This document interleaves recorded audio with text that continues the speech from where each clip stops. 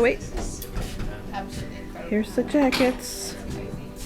So the jackets, you can see there's a nice diversity in the patterns. And I think that's one of the better things about the class that I do like is you get to choose, even though it does have to be a notched collar, you don't all have to make the exact same little jacket in the notched collar. You get to have some variety in your choices. And with the fabrics and your own personal touches, you really have a beautiful selection that really have turned out nice. And I think that the jackets are beautifully constructed. You guys have done a great job. Our biggest problem is those darn buttonholes. We have to solve that problem. So we're going to master hand-sewn buttonholes. And you'll be glad you did. It's really a good thing. Otis sends their jackets out when they do their senior tailor project, which is one full semester, maybe even a full year. They have to drape the jacket, create the pattern, and then sew the entire jacket.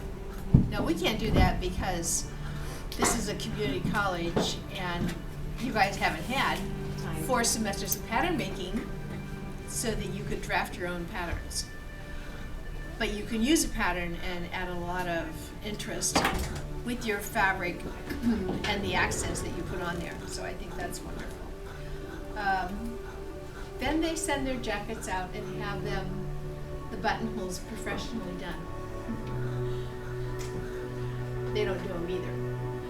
So I thought that was very interesting.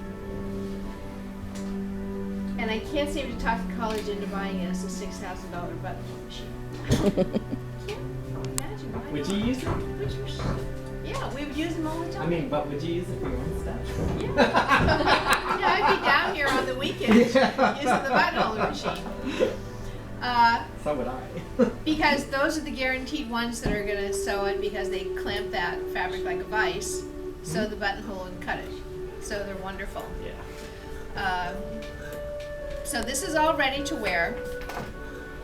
Speed tailoring with the iron-on interfacing.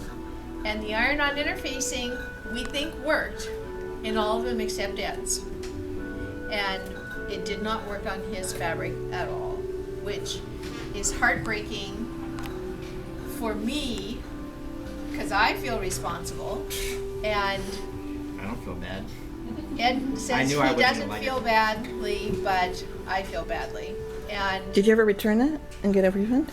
oh, What, I'm return sending the what? jacket back to them. I'm The having fabric? them That analyze fabric? it. Hmm? That fabric. It's right here. You're not going to So- send that to him, are you? I'm gonna ask him what's going on with this. Are they gonna return it though? Yeah. No, I'm gonna send it to him for Because analysis. I still have some of that stuff. I can just iron it on, and you can just send them that. They don't need the whole jacket Oh, today. yeah, that's true. Yeah. Okay.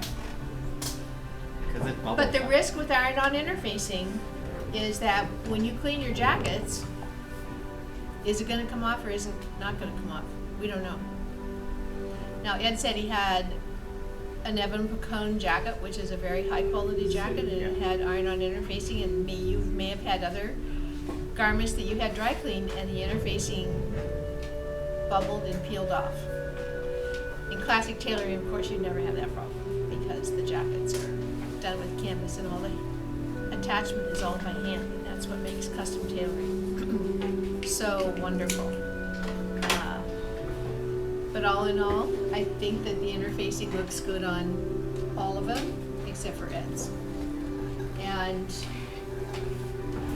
it's a combination of, I was trying to remember, I don't think there's anybody else that has that same interfacing in their jackets. I think you just used it on I think you were the only one. Yeah, I think so. So maybe that has something to do with it. Okay. It was the interfacing's fault. Yeah. But I'd like Ed to tell us about the beautiful christening dress that he has over